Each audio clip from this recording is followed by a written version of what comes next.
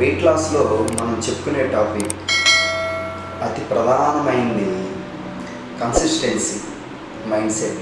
ఇక్కడ consistency mind set లేకపోవటం అనేది కూడా వెయిట్ లాస్లో ఫెయిల్ అవ్వడానికి ప్రధానమైన కారణంగా ఉంది.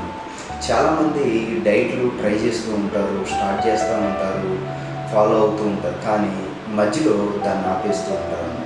ఎందుకంటే ఇక్కడ మనకి కన్సిస్టెన్సీ మైండ్ సెట్ అనేది చాలా ఇంపార్టెంట్ అన్నమాట. ఎందుకంటే ఒక్కసారి మనం దానికోసం మనం ప్రయత్నిస్తున్నామంటే, ట్రై చేస్తున్నామంటే, అది డైలీ రొటీన్గా కంటిన్యూగా అదే చేస్తూ పోతే ఆటోమేటిక్గా మనం ఏ గోల్ పెట్టుకున్నా, ఏ లక్ష్యాలు పెట్టుకున్నా ఈజీగా రీచ్ అవుతాం అన్నమాట.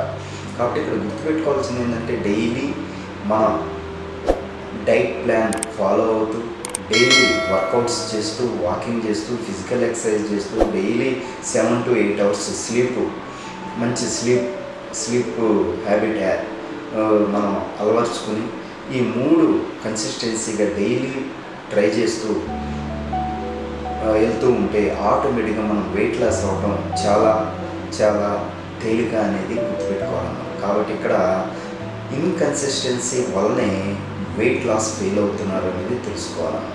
కాబట్టి ఇక్కడ మనం డైలీ వర్కౌట్స్ కానీ, డైట్ ప్లాన్ కానీ, స్లీప్ కానీ ఇవన్నీ రొటీన్గా మనం అలవరుచుకుని మన బాడీకి ఆ హ్యాబిట్స్ లాగా అలవాటైపోతే ఆటోమేటిక్గా వెయిట్ లాస్ అనేది కూడా ఈజీగా అవుతాం అన్నమాట.